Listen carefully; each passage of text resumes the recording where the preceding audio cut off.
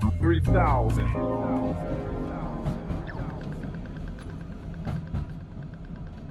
What is doing? My name's Maloney. This is the 3000 podcast. I'm joined today by another podcaster, someone who's much more further along their podcast journey than me, Nate Goyer from the Vinyl Guide podcast. Thanks for coming. Hey, pleasure to be here. All the way from sunny Sydney, and this is how we've turned the weather on for you. That's right. Well, at least it's not raining. That's what I was dreading. Yeah, it's cold though. It is cold. Even for somebody of my standards who still is wearing a t-shirt, I've got a vest on, which means it's really cold. Yeah, you got short sleeves. You got the sleeves out. I can't even do that. So, man, we're going to talk about your story. We're going to talk about the Vinyl Guide podcast, and I think we might nerd out a little bit on some music and some past and outdated versions of music and how we like to collect them and that sort of thing. So Let's start with the beginning of your story. I think from your accent, people will know you're not originally from Sydney. That's right. I am an Eskimo. No, I'm originally from California. Yep. Pretty much born and raised, was born in Missouri, but pretty much raised in California.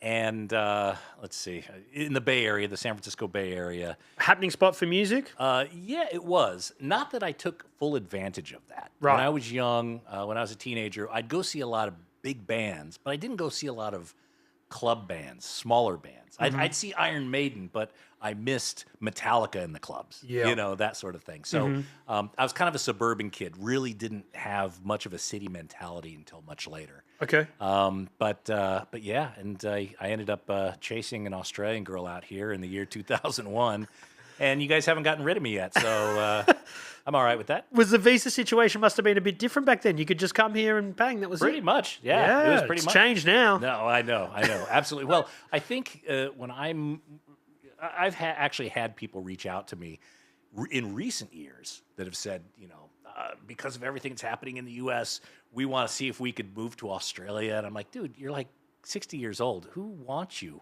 in their country? All due respect. You know, you can't. There's a bar you have to pass. Yeah. You have to contribute to the tax base or something. You can't just come here and start to collect. I think there is some sort of weird loophole that if you do buy a property or something, maybe you can do that. I don't know. Oh, yeah. Well, if you got millions of bucks, every country will have you over. At that point. But look, I was fortunate enough to do it when I was young. I had all the points that they needed. Every year, Australia immigration, they publish a list of all the careers, the people they're trying to bring over. And they keep it changing, don't they? Yeah. You know what's almost always on there? Hairdressers. Which is odd. Yeah, well, it's a service thing. They can't get enough people to kind of do hair, and as the population grows, you need people to do that. So hairstylists are always on. Essentially, if you're in a different country and you're young and you're a hairstylist, you got a pretty good shot at least of filling out the paperwork. Yeah, and I'd imagine to get that certificate would be easier than some of the other things on the list. I think so. Yeah, exactly. You're that, or you're a PhD in AI or something. Something like that, which is a whole other conversation, which we might get to. Sure. But so then your relationship with music, obviously you said it started then. Before the year 2000, though, like obviously really? you're a musical buff. How do you get into it? So how I got into it, I'm the youngest of four. That helps. Yeah, and the elder siblings, music was big to them. Mm-hmm. I'm the youngest by like 6 years. They're all bunched up like 6 to 10 years older than me, and then there was me. Mm-hmm. And then, but they would bring in all sorts of music to the house, Led Zeppelin and Van Halen and stuff like that. And as a kid, they would get me birthday and Christmas gifts, what they wanted. So they'd get me a record, like I'm 3 years old, and I'd get, Aerosmith, what is that? So at a very early age. The old Homer Simpson giving Marge a bowling ball. Yeah, 100%. That's exactly what it was. I was a vehicle for them to get what they wanted. But I ended up, music was just a big currency in our house, and that was what was important to them, so it became important to me. My father, every week, every Saturday, he used to go out and run his errands. I would go with him. And as a reward, part of the journey would be we would stop by the drugstore, which is where they sold records back then. Really? And he would let me pick out a record. So every week I would get a 45 record. And so I'm obviously a record collector. It's a big thing in my life.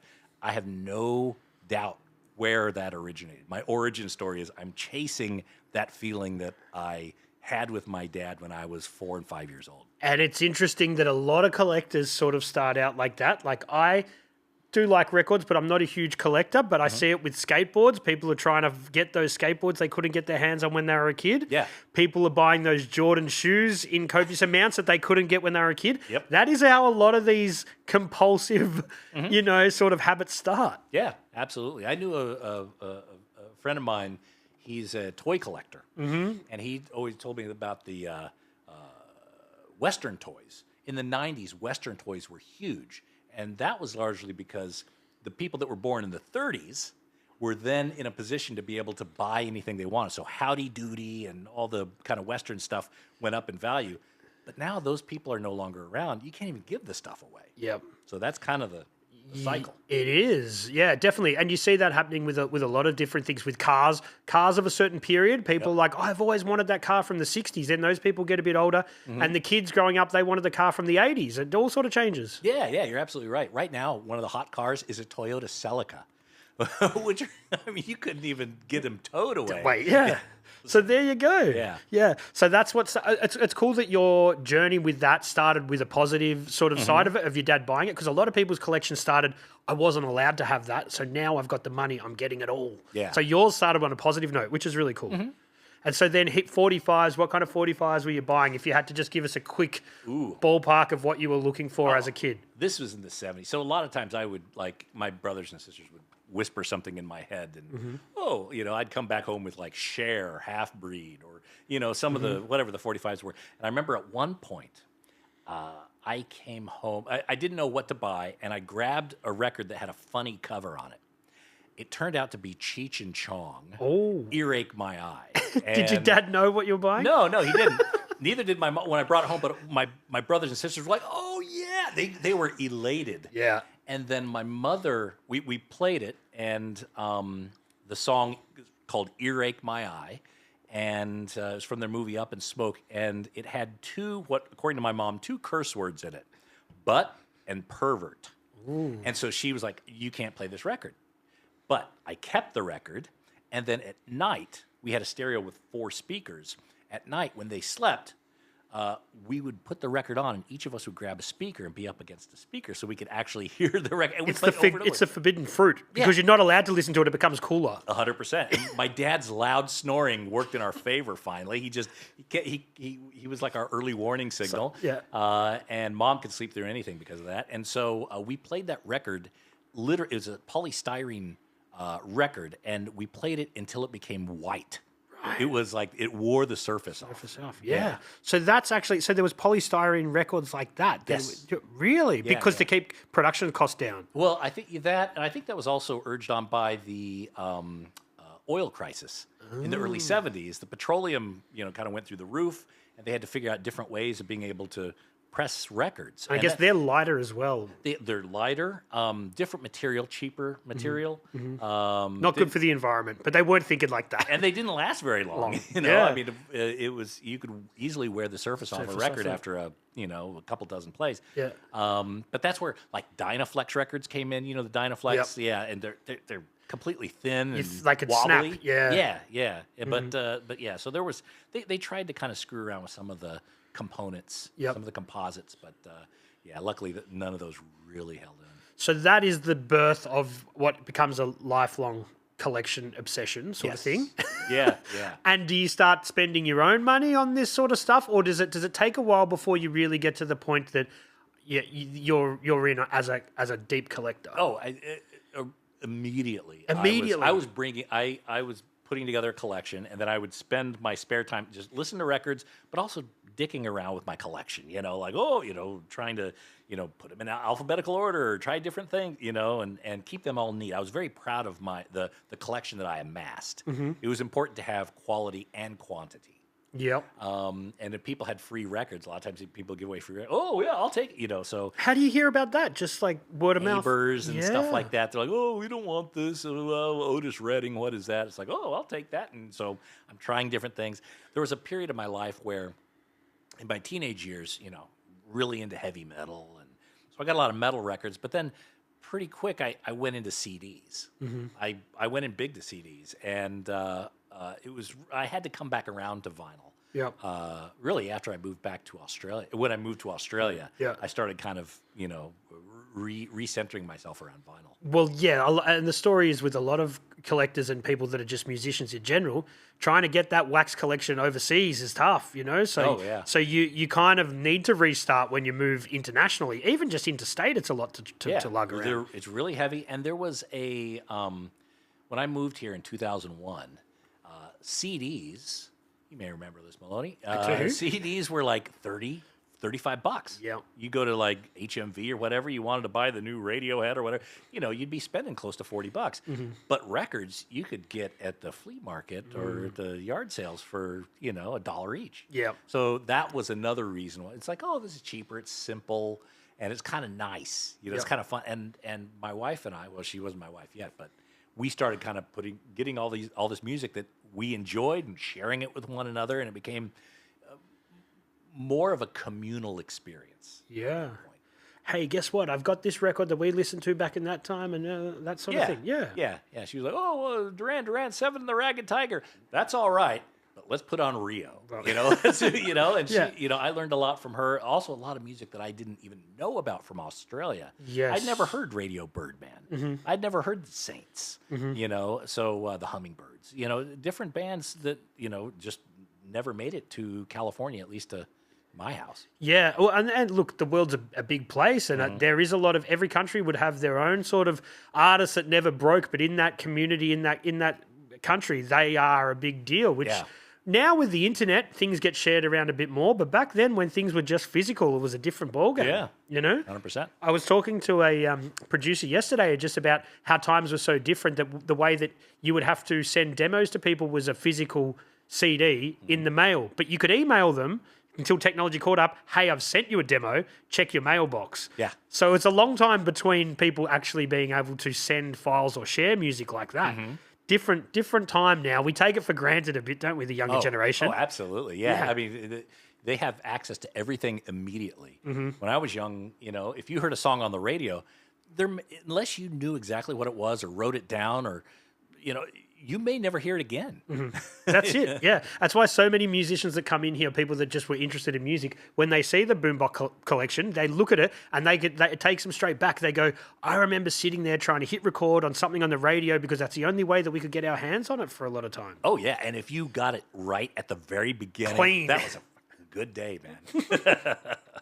Share it with your friends and that sort of thing. People get a bit down on the CD age because they say, "Oh, it's piracy." People were pirating music off the radio for a long time. That sort of stop, start, play button sort of stuff. It's always evolving, though, isn't it? 100%. Yeah. 100%. So with your journey, you're collecting music with your partner, and then you start to really level up the record collection because CDs are in, and you've got the love for vinyl there as well. Yeah. So, because for a while, it's hard for people to understand, but for a while, records were such a redundant medium that, like you said, people didn't want anything to do with them. They would get their CDs, they would throw out their entire record collection. Yeah, the records were heavy. They took up a lot of space, a lot of room. And, here's these CDs that were clean and, everyone was very, focused on that. And the records were kind of like the stepchild. So what? Yeah. Even my dad, who's in his 60s now, he gave me a whole stack of records when he got his MP3 player. He's like, well, I've got my songs here and I don't need any more. Yeah. And that happened to a lot of people, which then for opportunistic people like yourself were like, all right, well, I'm going to start collecting. Yeah, I didn't even realize it was an opportunity. I was just like, oh, why should I spend $40 on this when I can buy? And even like new music at the time, I remember buying OK Computer on vinyl, and it was $14 where the CD was $40. Which doesn't make sense, does it? No. Because we know now reproduction of CDs is so much cheaper than it is to press something to wax. But I wonder whether that was just a marketing because they knew it was harder to sell the records, so there was less of a markup. I don't know. I have no idea, but yeah, it was kind of like a loss leader. I've spoken to a lot of artists who they had to try to convince the record labels to make vinyl, and some of the record labels would just buy the vinyl and keep them happy. just to keep them happy. because the money was in the CDs. CDs, yeah. And there's even, I'm sure you've spoken to a lot of them, but there's a lot of people that started independent labels because the labels that they were on wouldn't put out the records. So they would be like, well, we're going to do this and we're going to put out 7-inch records. You know what I mean? Yeah. That seemed to happen a lot. Now it's different because the labels understand that is a market in itself. Well, that's probably the only way they're really selling music Selling these days. physical. There's not, records now sell more than CDs. Yeah. And CDs are kind of a loss leader for trying to sell the record. So that's the prices have now kind of flipped. Yeah, but it is very interesting, the whole sale of music. If we break it down to the original selling of records, that is something that we took as normal for quite a while. You buy an album or you buy a single. And then something changes called, the internet. And then it changes the whole way we consume things, where a lot of younger people now wouldn't even think of the whole album. No. It's just different. Yeah. And it's a bit sad. So I've got a story for you, Maloney. So when I was in the Bay Area, when I lived, this is during the .com boom. Right. Okay? So what are we, 95 something, 96? 95, 96. And I was really looking to do a transition in my life. At one point I was thinking, like, I want to move to Europe, or I want to move someplace where English isn't the primary language. I wanted to test Different myself. culture. Yeah, different culture. I wanted to just test myself. I thought, if I stay here, in 10 years, I'm going to be really disappointed in myself. I want to have a bit of an adventure. So I was kind of wandering around a bit, and I was doing websites. And, this is back when the web was kind of new, and, you could make websites and charge a lot of money for it, right? So you're coding and doing it all I'm from coding, the ground I'm up. doing all that stuff, right? And there was a company that was looking for someone to manage their website and their marketing. It was up in San Mateo. It was a small company called Napster. Oh, wow. And so I used the product. I was stoked. And when I saw that they needed someone with my skills, I was like all over it. So I started hounding them. They brought me in for some discussions. And it was kind of a far drive from my house. I was in Santa Cruz at the time. So up to San Mateo was about a 90-minute drive each way. But I didn't care. I believed in Napster. You believed, did it trouble you with the piracy aspect from a collector's point of view? I didn't think that it did, because to me, what it allowed me to do was audition music, and then I would have bought the music anyway. Okay. I would listen to, and I knew MP3s were kind of shitty, right? And so it wasn't the proper fidelity. Right. I didn't have any problem with it, because for me, it actually made me consume more music and more CDs. More accessible. More accessible, exactly. So I went through several interviews. And then my final interview, I went in to meet Sean. Okay, there was a guy, Sean Fanning. He was on cover of Time magazine and everything. And he was complete hero, especially to nerdy coders and music people like myself. So I went in there, and it wasn't Sean Fanning. It was Sean Parker. There were two Seans. Now, Sean Parker, it turns out, he was a founder, one of the guys who invested in Facebook. So he's okay. Yeah, he's fine. He's not eating tuna fish. But when I met him, it was a bit of a letdown. But anyway, they offered me the job.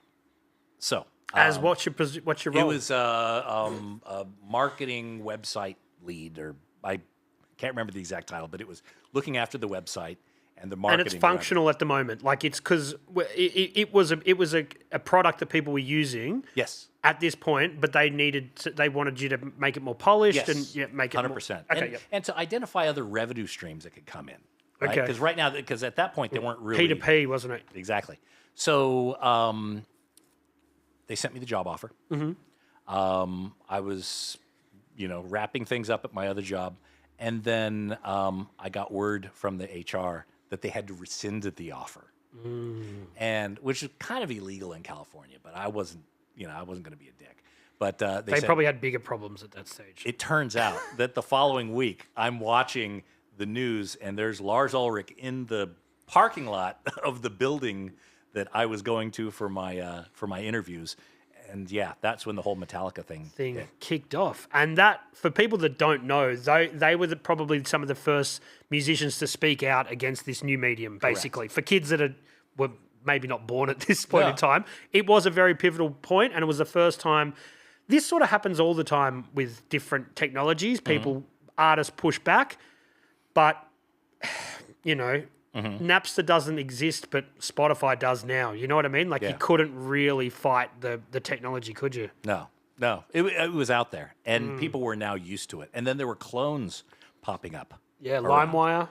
Well, so not long after I moved to Australia, moved to Sydney, and then I found out that the app Kazaa was being managed by a group in Sydney. So I reached out to that group, and it's kind of weird how I got in there, just trying to ping their servers to see which email. I knew from the who is, I could look up who owned the domain and who some of the players were. So I knew their names, but I didn't know their nomenclature. Like, was it like N Goyer at blah or Nate Goyer at blah blah? So you got trial and error. Trial and error until I got a ping that didn't come back. I'm like, okay, that's their nomenclature. So I sent them an email saying, like, I want to be part of your team. You don't even have to pay me. I just want to be part of this team. Because there was buzz around this, and you knew around this, and I know it, and I'm new in a country, and I got nothing to lose. Yep. You know, and so they said, one guy fired back, and he said, give me a 1-page summary of why you want to work here. And I wrote this one. I wish I saved that, but I worked on it for a couple days, sent it in.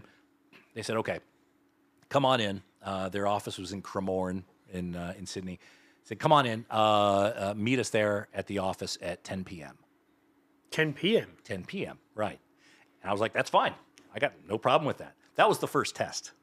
To make sure that you'll turn up at 10 p.m. Exactly, because they'd talk to people.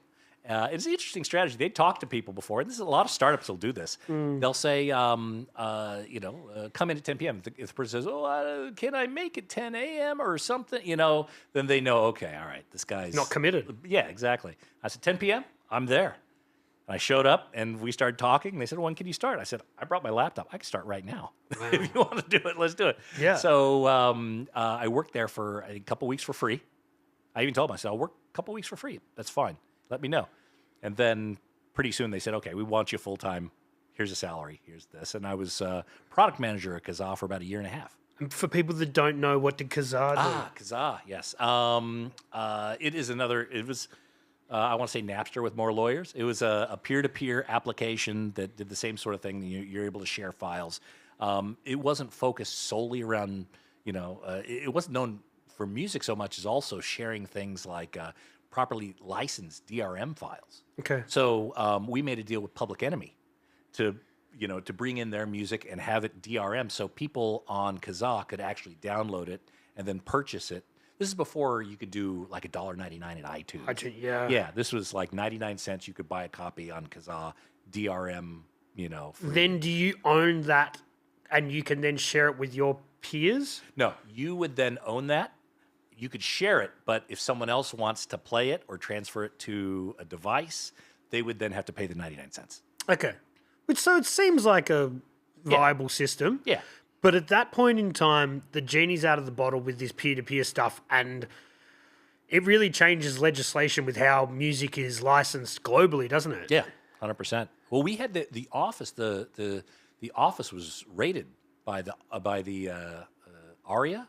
Yep. RIAA, Australian Record Industry Association. Yeah, and they had big lawsuits against not only the organization but also individuals. Like my direct boss at the time, he had to lawyer up. And that's the thing, like they wanted to make examples out of these people because like the way that Lars comes out as a voice for the artists, they need to hold someone responsible. This is Joe Blow and he's the one where he's probably just the CEO sitting there, Yeah.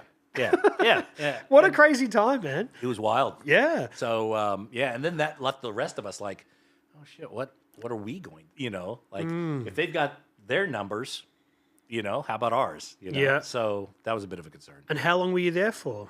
About 2 years. Yep. Something like that. And what an interesting place to be where music was changing totally. Like, and obviously because you've got the IT background, you're interested in music, it seems like a totally perfect fit for you to be in, but you're obviously an early adapter to the technology where a lot of people were not digging that stuff at that point in time. No, it was very strange. Like even explaining what DRM is and how it kind of worked is it was just very abstract. Only a low percentage of people really understood it. Yeah, and then you've got to think, you're trying to explain to people, we're trying to make music accessible, but make sure people are being compensated and getting royalties. And people were just scared of the internet then in general. Yeah. Younger people were using it, high school people were using it, but a lot of, people in their 30s and 40s, they weren't even thinking about using the internet at that point until the sort of next boom happens. Like Netflix and that sort of thing? That sort of thing, no one was using NetBank in the 90s, you know what I mean? Like they didn't want to bank, like some people were, but it was a foreign concept to a lot of people. I think security was a big issue with that. Yeah. A lot of people were very wary. There's a lot of, there was news about, someone got in someone's bank account. They can't access my computer now. Security was almost laughable at that point. So, you wouldn't want to do a whole lot of online banking. Did you see the vision of where it was going musically then? Like, did you think that the peer-to-peer was the future, or did you see something like, all right, iTunes, well, not iTunes, you're probably not thinking that. You're probably thinking Sony or something's going to come along and archive all this music and let people download it for a fee or something like that? I thought that the whole business model would start to change. And actually back then, my thought was not far from where it landed, is that artists would not have to be constrained to a full album. The reason why we have a full album, 40 minutes of music, is because that is cost value, right? You can't press a record, 12-inch record and have it shipped around and expect people to pay, whatever it is, $20 or $30 if it only has a couple songs on it. You need to give them value for money, return on investment. And my thought was, at some point, you're going to get someone like the Beastie Boys who they could release 1 or 2 songs at a time. They don't have to wait to do one album every other year. They could do a song a month or whenever they felt like it, And rather than have a record company, they could have a marketer that worked directly for them, that actually managed their brand closer, and then they would actually, retrieve all the points and all the benefits of that. Yeah. I think that's kind of the model that there is now. Yeah, you're right. And for the early days with singles and 45s even, that was like almost let's hook them to buy the album. It's a loss leader. Pretty much, yeah. So, and even when we got to the stage of cassette singles and CD singles, it was like, you buy that for $4 or $5, but they're probably not recouping that really when a same CD costs you $30 with 12 songs on it or whatever. Yeah. So we kept that album mentality for quite a while. Yeah. And it really took the internet to change that. Well, you've got these cassettes, like the cassette singles, you brought up $4 or $5, but for $10 you can get the whole album, Yeah. So you might as well just kind of save your money because you still have to buy the plastic and all the. It's like upsizing the meal at McDonald's. You're like, for an extra 50 cents, I can get the big one. 100%, yeah. Yeah. So it's almost like a strategic marketing ploy to make it, why don't I just get that, Yeah. And that's also when you would see, with album physical sales, a lot of artists would put a cover on their record because then you've got the single, another song that they like, and, there's that cover, which, they're selling the record. They might have to pay a little bit of the royalties to whoever they're covering, but it gives it that third song, which gives people let's buy that record. Yeah, well, the cover is one of those things to where if you're not connecting with an audience, a cover generally will bring them in. I know a lot of bands, starting out, they do a cover or two because, no one knows their original material and they haven't given them a chance yet. So, when you see a band, sometimes you can get people kind of like this. If they hear a song that they kind of recognize and, okay, that's kind of interesting, that kind of draws them in. Yeah. I love a good cover though. Like I think a lot of people are sort of. What's your favorite cover, Maloney? Oh man, that's a hard one because I've got such a. I love all kinds of music, but I do love a lot of hip hop, and so then it's kind of a blurry line, because a lot of the sampling and a lot of covers. But yeah, man, it's hard. I love so many of them, and with like Live Lounge, which happens in the UK, and then like a version with Triple J, you see some amazing covers that happen every week, and it's hard to pinpoint them because I really love to hear a cover and somebody's done it in a way that the original artist didn't do it. Yeah.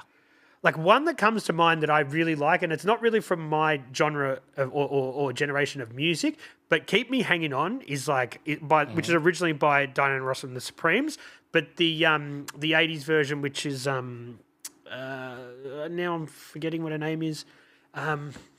Anyway, I know the song. Do you know who it is? Yeah. Well, no. I don't know I'm not sure I know the cover.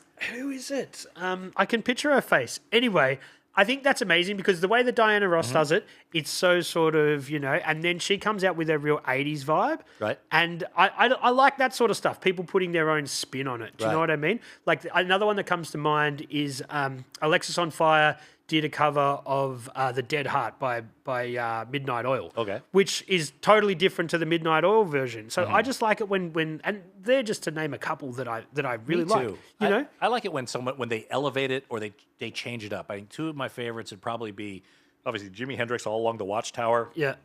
I mean, he owns it now. It's the Bob Dylan version of it was, And that's when you know that has transcended. Like when you ask people about what's this song and they say the original artist or they say the new artist, that really shows you how big that song is. Yeah.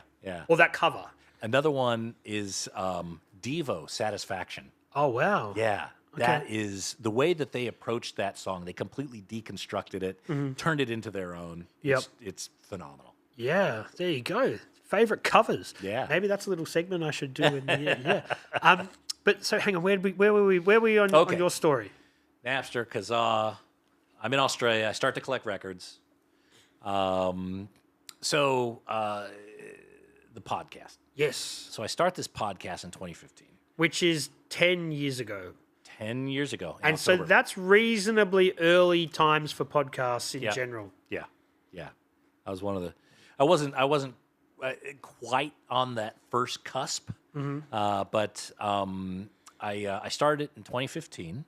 I had a very good friend of mine who died, and he and I were good friends, and we'd listen to records. We'd have these great conversations, and I missed that, and I thought, I'm just gonna. I'm a bit of a computer nerd. Love collecting records. Let's put together this podcast. Let's see where it goes. Yeah, and you're an early adopter of technology as well. Yeah. So you're like, okay, this is where the future's going. Let's go down this route. I didn't even know what the future was. It's like this sounds fun. Yeah. This sounds fun, but I need to take it seriously. It's got to be in a way that is consistent. Like a podcast to me is like I think it should be like a newspaper. It needs to show up on the front door when I need it, right? And so I just made the commitment to myself. It's got to be every Monday, once a week at least, a new episode. And that's one thing that a lot of new podcasts struggle with, the consistency is, like you said, it's got to be regular, and people want that regularity. Once you miss a week or two, you can be easily forgotten. Oh yeah, 100%. You could actually start to lose people. And the first several months of a podcast, you know this, it's disheartening. Like you throw this out there, you're all proud of it, and then your first week you're like, fucking 12 people listen to this. And then, the next week, oh, okay, it's up to 22. That's interesting. And you just have to kind of get through it because you're putting in hours at time. Yep. And then the reward early on is so disappointing. It's very easy for you to say, you know what, this doesn't work for me. And I think that's what we see a lot of people do. They think, I'm going to do it. How hard is it to talk? Blah, blah, blah. All my friends are going to tune in. Then the audience will grow and blah, blah, blah. But they don't. Yeah, people don't understand. Yeah. There's a lot that goes into it. And I think I've spoken to a few other podcasters on this program, and they've said that I think if you make it past 15 episodes, you're in like the top 5% of podcasts globally that is actually sustained. Yeah, I read somewhere just recently, I think 90% of podcasts that start don't go past episode 3. And then it gets, 20 is this other kind of shelf. Yes. You got to really stick in there. And, Yeah. It takes a while to grow. And to get good at anything, you got to suck at it for a while. Yes. And so. And to use the graffiti mentality, everyone's a toy at the beginning. Yeah. So that's what they say. You've got to be bad at it to eventually become good at it. That's right. There you go. That's right. Yeah. So before we get to, I don't want to jump, but you have done 500 episodes. 500, yep. So if we think 5% only make it to 3, the percentage to make it to 500 is very small. I've had Tiff Cook on here, and she's up to 900 and something episodes. Holy moly. Yeah, she's doing 2 a week. But Wow. she started during COVID as well. She's just going bang, bang, bang, Wow. bang. Yeah, which is Okay. very impressive. But you're up to 500, which is super impressive. And I just want to put that out there so people know. But let's talk about the start of the journey. You did the first couple, and you were hooked. You knew this was... I knew it was fun for me, and it was stretching my ability to converse, and it was still interesting technology-wise, because I understand, loading things up on the server and propagation and that sort of thing, metrics and whatnot. So I understood it, and it was like a fun hobby, but for the first dozen episodes, it's just me talking. And me telling the story of these records that I had. And it's, what people, who aren't record collectors may not realize is there are some collectible records that are incredibly valuable. And it's because they have a mistake on them, or there's an issue with them, or there's something that was only 100 made or something. Yep. I try to tell those stories because I felt almost like a historian. Like I've collected all these records. While collecting all these records, I collected all these stories. Let me share these stories while they still exist, while there's still someone around to tell them. And so I would tell these stories of these records. What happened in the background, the Led Zeppelin Robert Ludwig cut, that I think that was episode 2. People love that. I did a lot of research on it and put it together. And then after a while, I started thinking, a lot of these people are still alive. Why don't I get them to tell the story? Why am I doing the research and when it really should be them kind of telling the story? Was there anyone doing anything sort of similar at this point in time? Because it's a pretty new medium. So, so you're not looking up to anybody. You're just inventing something. Because, I came along 2 years ago and I'm like, I want to make a show kind of like that and kind of like that. You're just paving the way. The person that I looked up to the most, Mark Maron. He had WTF going. I listened to it regularly. I pretty much lifted his format, when it comes to interviews. A little bit at the top, just me solo, a little bit at the end, me solo, and then the rest of it is the interview. Which becomes pretty, standard. How you do it. Yeah. And so pretty much that's the format. That even the length of time, his episodes rarely go over an hour. And I always think, if you can't say it in an hour, then you're probably not going to say it in an hour and a half, It's a funny one with the length because often here I'll talk to people and I'll be like, we've just done 2 hours. They're like, no way. And they're like, there's more I wanted to talk about. Yeah. It is different with the length. I guess it's how in depth you want to go. Also, engaging with someone in person is a bit different, I guess. How long that they want to engage with the screen when you're doing it like that is a bit of a different thing. So, yeah, the length is an interesting one. I agree. It's when I get these artists, and a lot of times these artists, they'll say, we'll give you half an hour with so-and-so or 45 minutes. I'll get it. I'll generally push it to an hour. Yeah. Rarely does it go less than that. But when you get them talking and they're talking about what they're interested in, they're into it. Yeah. But you're right. Talking to the screen, because we do most of it over Zoom or, Riverside. We do most of it remotely. I have a set of questions. When I go into an interview, I've probably done 4 or 5 hours of prep. Wow. Going into it. And I have listed out 10 things or 5 things that I really want to get out of each interview. If no matter what. So I try to front load those because at some point they may get fatigued or they may say, that's 45 minutes, got to go or whatever. Manager calls them or something. Yeah, exactly. So I try to get those big facts as early as possible. But yeah, that's kind of my formula. But look, if you're face to face, you have full afternoon. I don't have to be back to the Airbnb for a while, so I'm. We might go to the record store. No, I'm very easily talked into that. Yeah, it is a totally different way to approach it. Like I come obviously with interviews that I do. I don't like to call them interviews. I more call them just like a chat. Yep. But I try not to over prepare so I can learn a bit as well. And that's sort of my curious way of doing it. I guess there's different approaches to do that sort of stuff. But I guess when you've got high profile guests like a lot of yours are, that your time is their time is valuable. Yeah. And they might have to do another interview after you or something like that. So you do have to really get in there, get to the meat and bones, and then, Yeah, because I'm kind of costing them money. If you think about it, like some of these guys, like I had Bernie Grunman on. He cuts records, and he's one of the best mastering engineers in the world. And for him to cut a record, that he'll probably get paid $15,000-$20,000 for that. I'm just guessing. It's up there. Right. So that hour he's spending with me is an hour that he can't cut the new Depeche Mode or whatever, So so I'm essentially, him spending time with me is taking a potential of 5 figures out of his business. For sure. And also you've got to think, well, here we're a long way away from North America or where some of these people are that you're talking to. Yeah. So you've got to also commit to doing it when it's convenient for them, which I'm guessing a lot of the time is not during the day. Look, I've been pretty fortunate. Look, the first few years of the podcast, I had to do a lot of Hail Mary kind of emails and a lot of convincing and a lot of time on the phone and just trying to get people on the site. Because you don't have the runs on the board. I don't have the runs on the board, right. Once I got a few good names, then I'm able to kind of use those to be like, hey, have you seen this or whatever? And then that kind of opened more doors. And then those names opened more doors. And about 3 years, what was it, over 10 years? No, probably about 5 years ago, it really started to change. Before the pandemic, people started then, PR agents started reaching out to me. We've got a new artist. They're putting out this record in August. Can we get them on the show? Because we started cultivating this. The thing about our audience is they're a lot of record buyers, right? And they're people who, by their nature, pull money out of their pocket to purchase music, physical form media.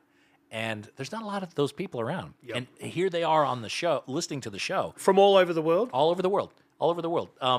I'd say a majority of them are in the U.S. Mm-hmm. There's some in Australia. There's a lot in Australia. There's a lot in the U.K. Looking at the metrics, I've got at least 2 people in Antarctica. Wow. There you go. Yeah, so I'm assuming... You're on every continent. I'm on it, pretty much every continent. But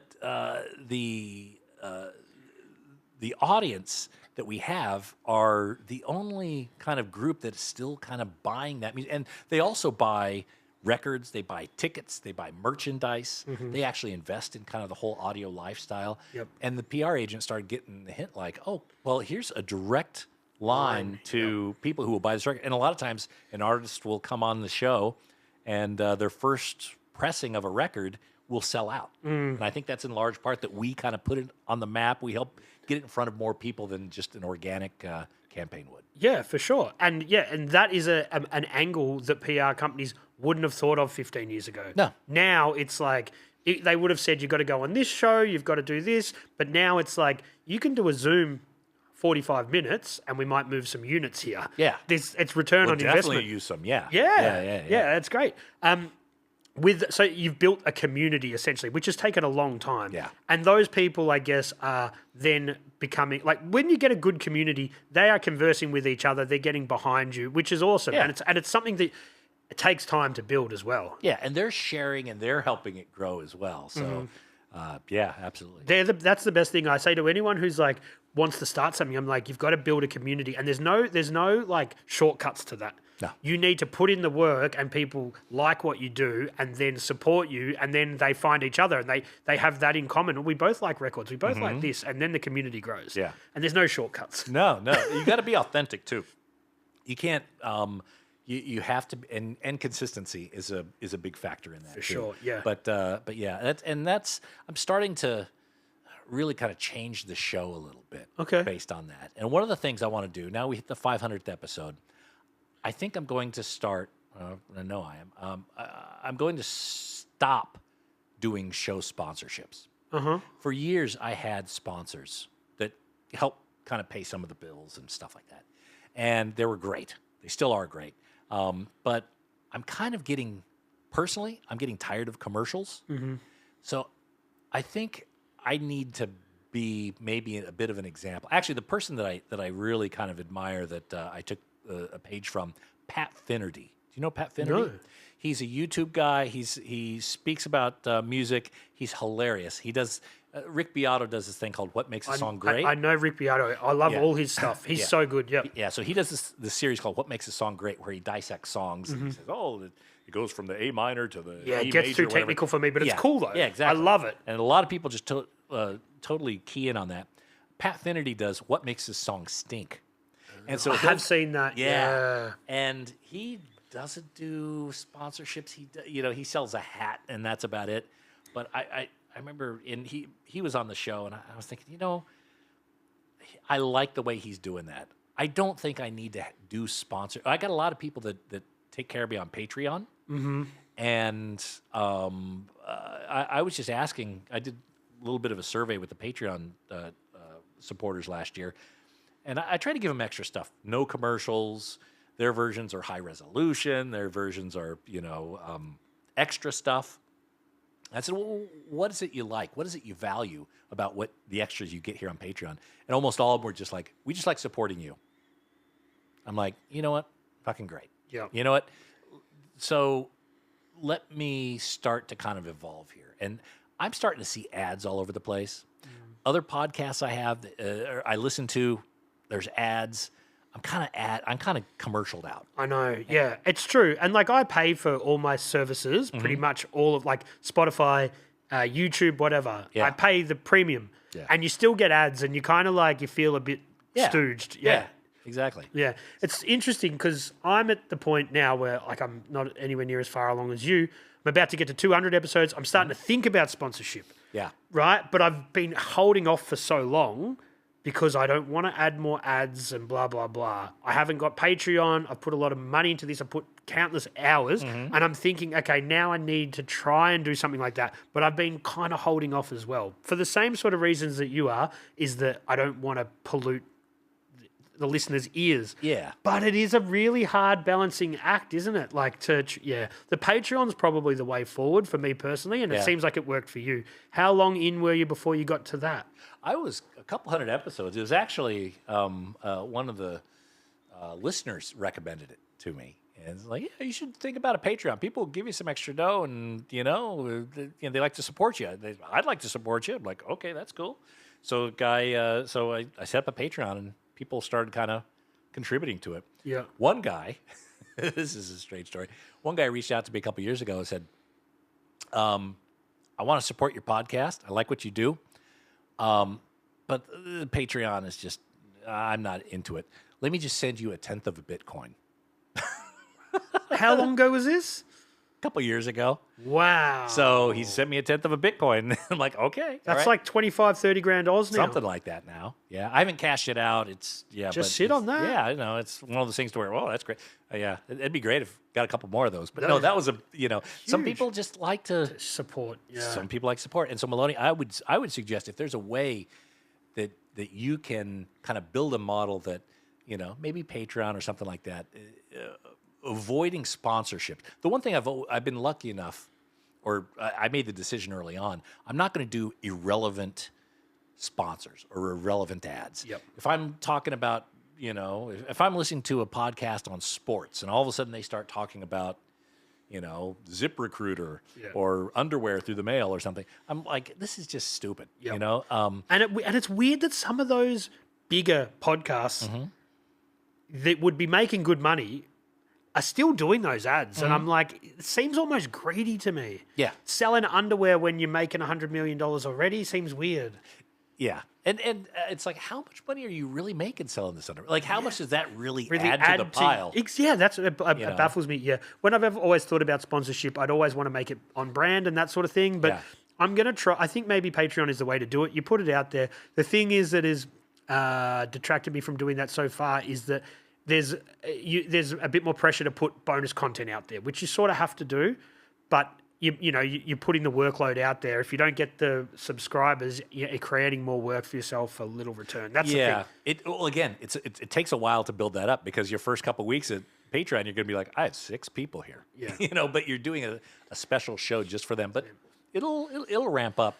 But all my sponsorships have always been audio related, so record cleaners or record furniture, something around that, and it's stuff that I like and I use. Yep. I've had some people send me some products that are record related, and they weren't great. Yep. They fell apart.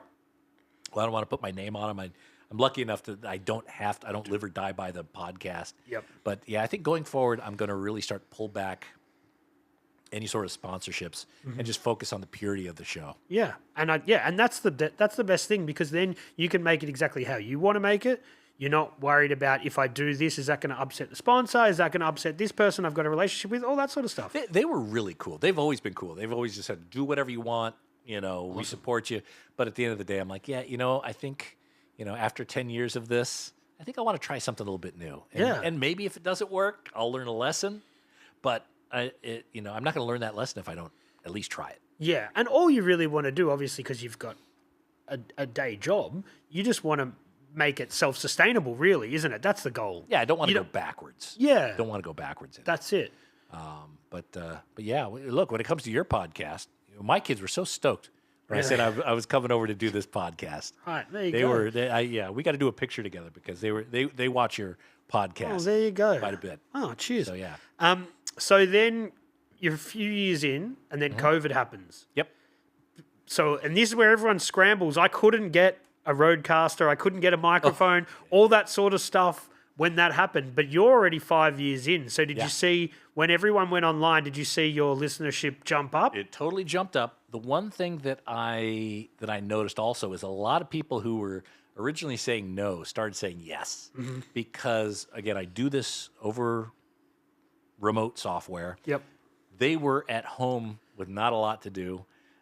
They have a new project coming out they need to promote. So all these people that all of a sudden they had a lot of time, and they could start to say yes to shows like mine. So that everything just kind of hockey sticked up from there. Yeah, and then you're like, I guess you're overwhelmed with who you can get on there. Plus, your listenership is, people are looking. I think that really was when people started listening to podcasts that had never really listened to them ever. I think that's sort of where I was in a little bit earlier than that, but I was just living my life, having fun, going out, and all of a sudden you can't. So you think, what can I do at home? Yeah. People are looking for some sort of connection. People are looking for some voice of reason. Yep. Just some podcasts just started. I know I started listening to a lot more. Yep.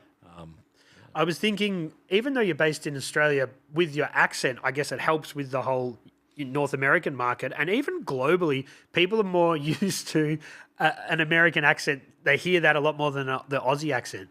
Do people think that you're in America a lot of the time? All the time. Yeah. They don't really think about it. I think a lot of they're surprised when I say, I'm based out of Sydney. Yeah. And a lot of times an artist will come on and they'll say, you don't sound like you're from Australia, Yeah.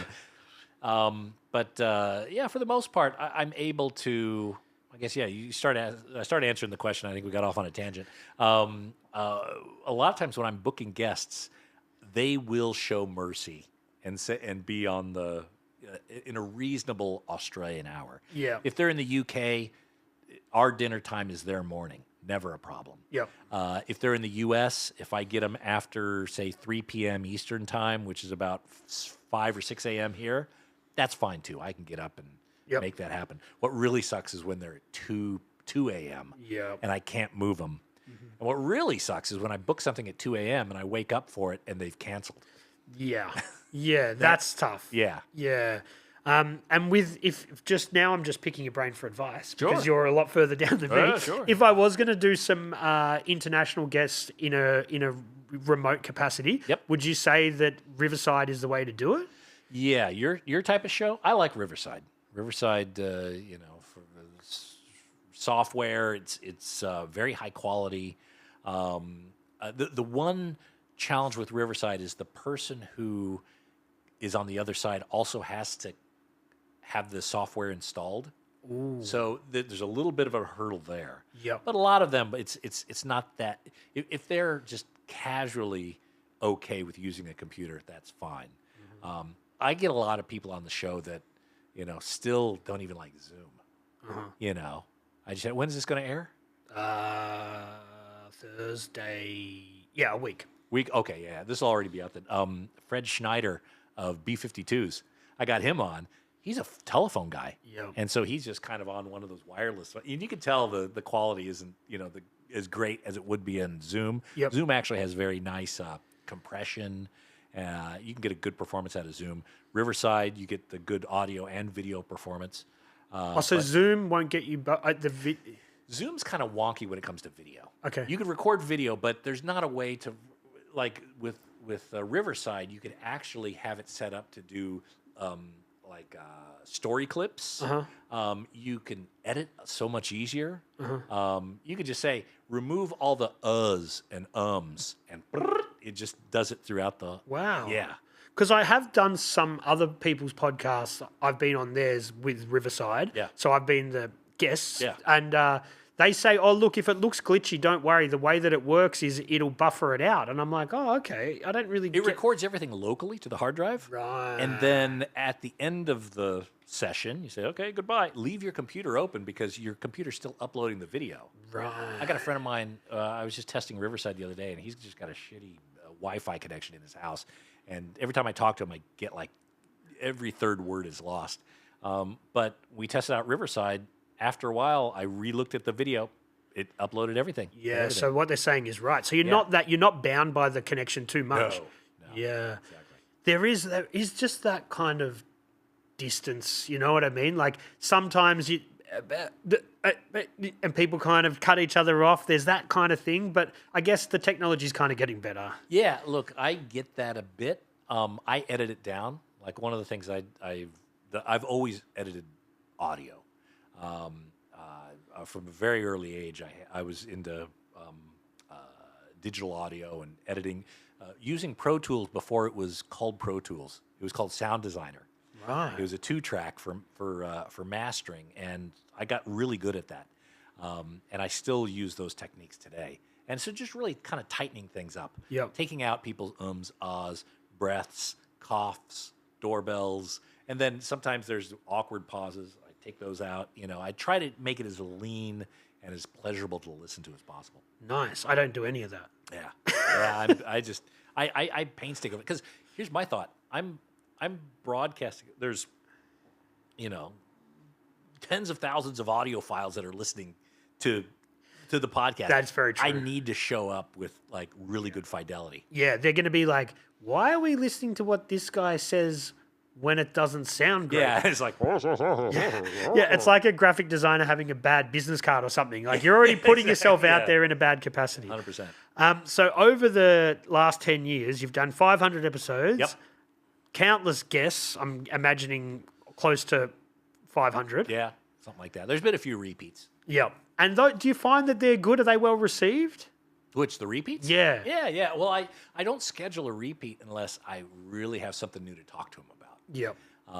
I try to be conscientious about that because I've actually become quite friendly with some of these people. Yep. It's interesting because now it's weird. I grow up listening to these artists, and then I hear word that now the artists are listening to the show, and it's so humbling. It's like, oh my, It's similar thing happens to me. I'll be at a gig and someone will come up and say, I watched this episode, and it might be somebody in a totally different, not even, they aren't even musical, and we're at a gig and they're a musician I looked up to that I'd like to get on the show, and they listen to somebody who was something else, and you're like, okay, we're making some headway here. Yeah. People that we respect are listening, and that goes further than any Patreon in my book, Yeah. Oh,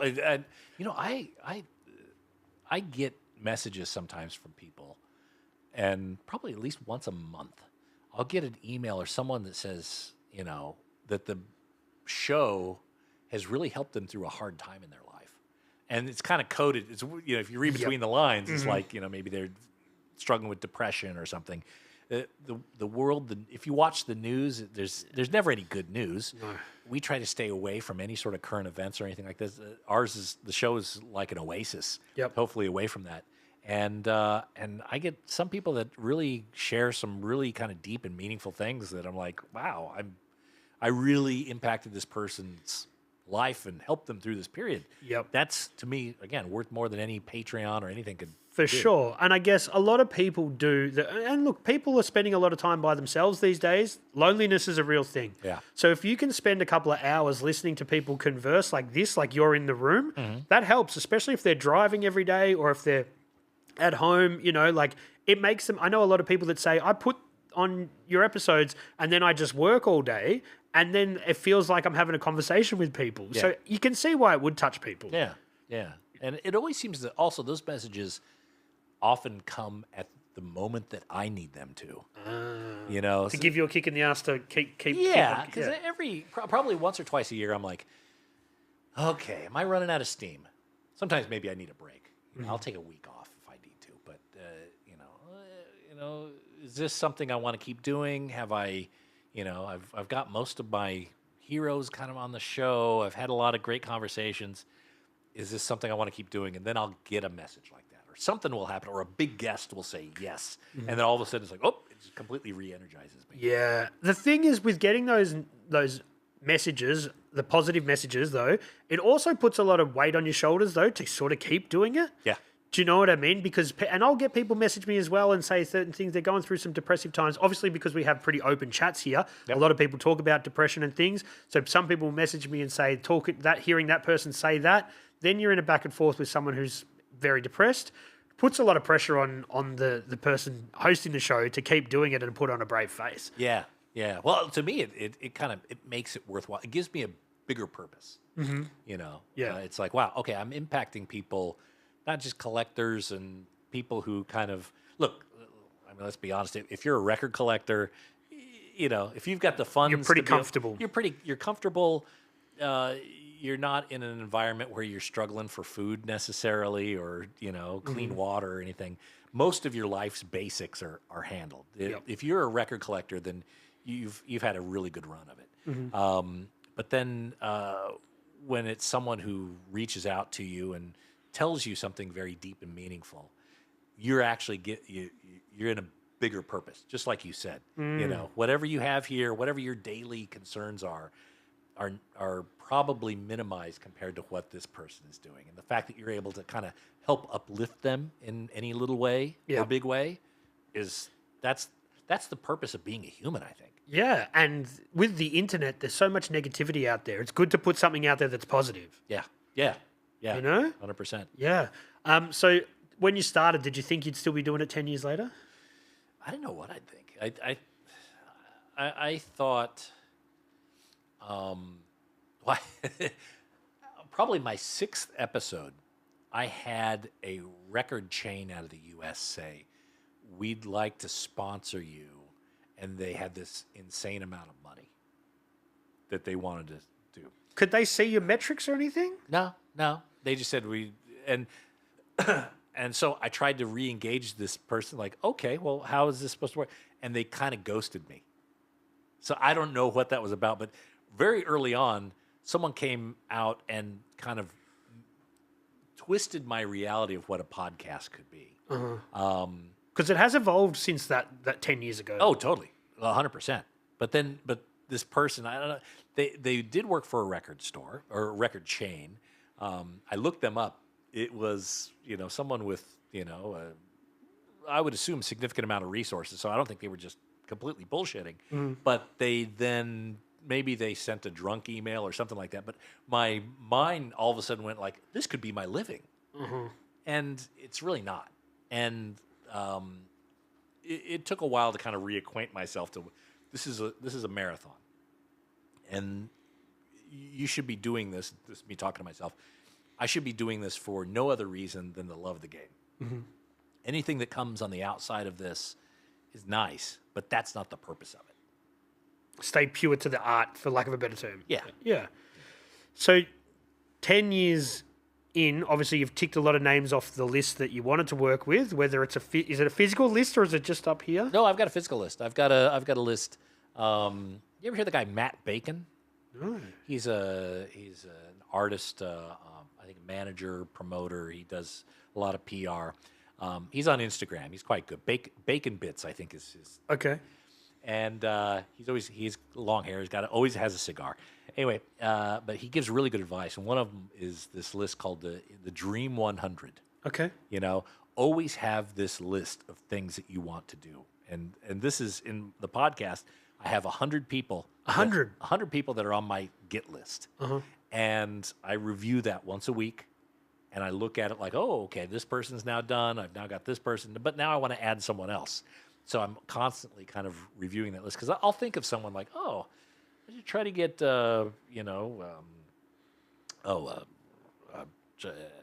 Adrian Ballou. I should try to get Adrian Ballou. Oh, yeah. Okay. And then something happens and I completely forget the thought.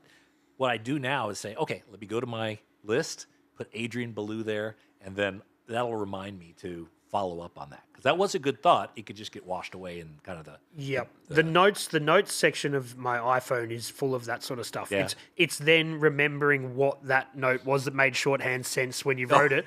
When you were getting a coffee, then you go back and you're like, what is basket turmoil? You're like, but it made sense when I was writing it. Yeah. So I still have an active list that I'm looking through. I've got quite a few of the big names. There's still some out there.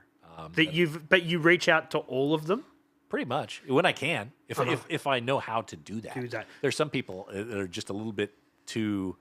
I still haven't kind of cracked the code yet. Yeah. There's a couple of most PR agents are really good with me, and I'm but there are a few that I think are. It's just like any community. Yeah. You get along with some.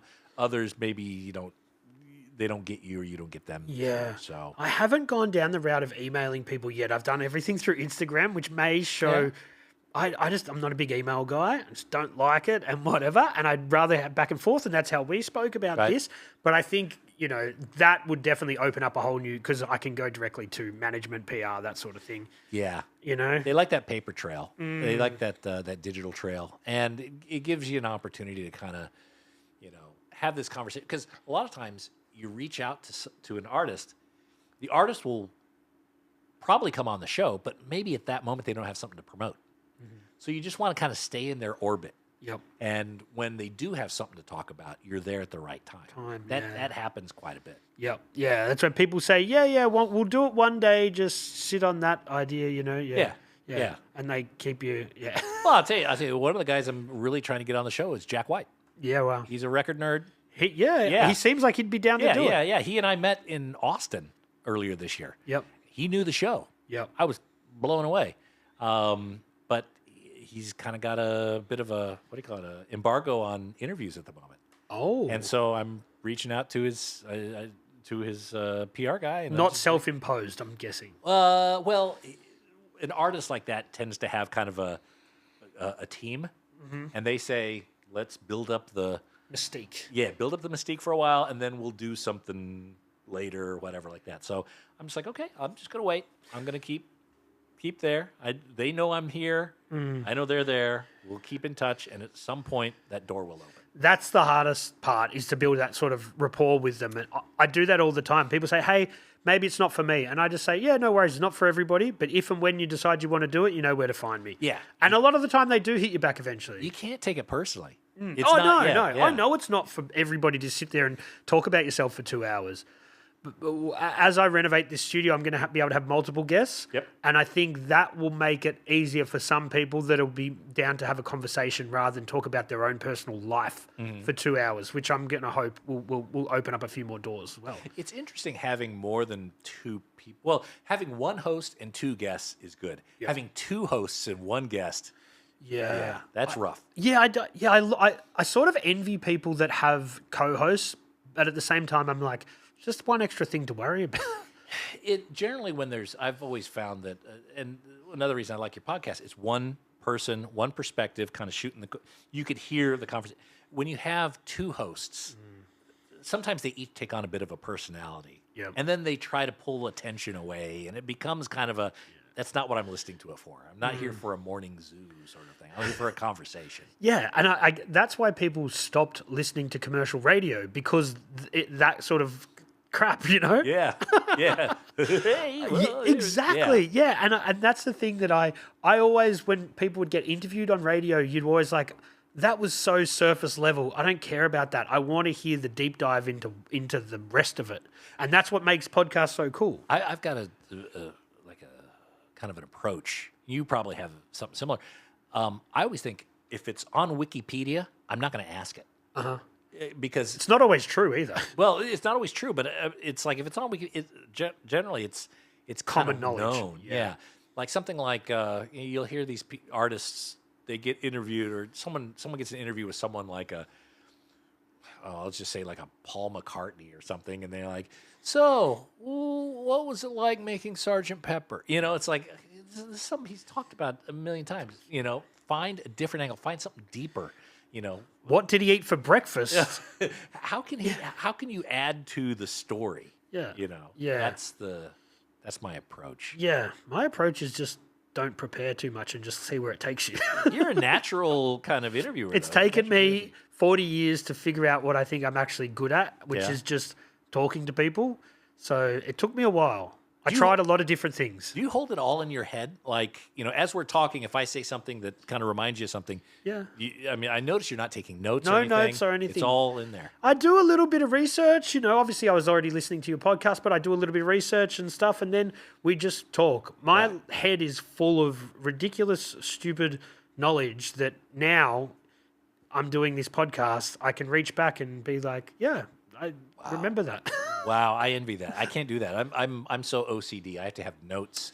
I have a whiteboard like right on my knee when I'm doing an interview, to where if the person says something, triggers something in my head, I'll kind of write it on the whiteboard, you know, just so I don't forget that. Yeah, everyone's different to how they approach things, and my way is just to try and keep it as organic as possible, and just to have a chat. And I don't like it, and you don't come across like this at all, but I listen to some podcasts, I watch them, and the conversation's going somewhere, and the person will just, again, go with like the Sergeant Peppers. Yeah. And it wasn't going there. Right. He was telling some cool story that probably has never been spoken about before, and you're bringing it back to whatever was question 7. Yeah, yeah. And I just don't want to be like that. That's right. Make it as organic as possible. That's my plan. Yeah.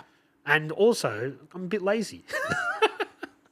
No, well, it's not that I'm lazy, but I do so many that if I spent 5 hours preparing for all of them, like you said you do, that's another lot of time I don't really have. Yeah. Look, I'll put on a record. I'll put on a record and I'll have my laptop and I'll just be like researching all the different pressings they have and stuff like that. So Yeah. I definitely multitask, but yeah, I can't do that. I can't keep it all in my head. I'm too anxious, I think. Yeah, I just roll with it. So with the 500 episodes, just to flex on everybody, you got to 500, and instead of doing a 500th episode, you've decided to do 4. More than that, actually. Wasn't it one every Monday? Yeah, there's 5 Mondays in June. Ah, one of those. There you go. Well played. So, all right. So when it comes to episodes, I number each episode, and like when it comes to 100, I wanted a big guest, and I got Henry Rollins. Big. He said yes right away. He's a record collector. He's a record collector, absolutely, and he's a perfect guest because not only he's a record collector, he understands our madness, but he's also got a lot of rare records to his own name. And he likes talking. He loves talking. So he was great. You've set the bar high there. Set the bar very high. By the way, that's the only interview I was ever late for. Oh, wow. I fucked up the timing. Was he cool? Yeah, he was totally cool. I was so embarrassed because normally I used to, when people who are listening that are, in Australia, you always have to do this math with the time. Okay, if I need to talk to California, that's their Thursday, my Friday, and then the times change depending on the season. Yeah, you're ahead, but you're kind of behind, which is weird. But once you get your head around that, yeah. And I totally screwed it up because he told me it was on the 2nd, and then I remember, anyway. But he was cool about it. So number 100 was Henry, and every 100, every whatever it is, I always try to make it an extra special guest. I try extra hard to find someone that a big get. Number 200 was Steven Van Zandt. 300 was Peter Frampton. Wow. 400 was Mark Maron, which I loved. And so when it was coming up to 500, I was like, shit, I got to get someone, got to get a big get, right? And I'm reaching out to my PR friends. I'm like, okay, can this person do it? Can that person do it? So you built rapport with the PR people Oh, now. totally. And that's via email. Via email, sometimes via phone. So sometimes I need to when really I'm, get into when I'm that, in the yeah. U.S., I'll go visit them. Yep. I kind of, I shake hands, kissing babies, that sort of thing. Go see them. I become very friendly with some of them. When I call, they pick up the phone, which is always a good sign. Yeah. But I started reaching out probably around episode 450. I was like, I need to get a big name for 500. And so I started, putting out these messages. And the higher you go, like in terms of kind of the showbiz ladder, the harder it is to sometimes lock down some of these people.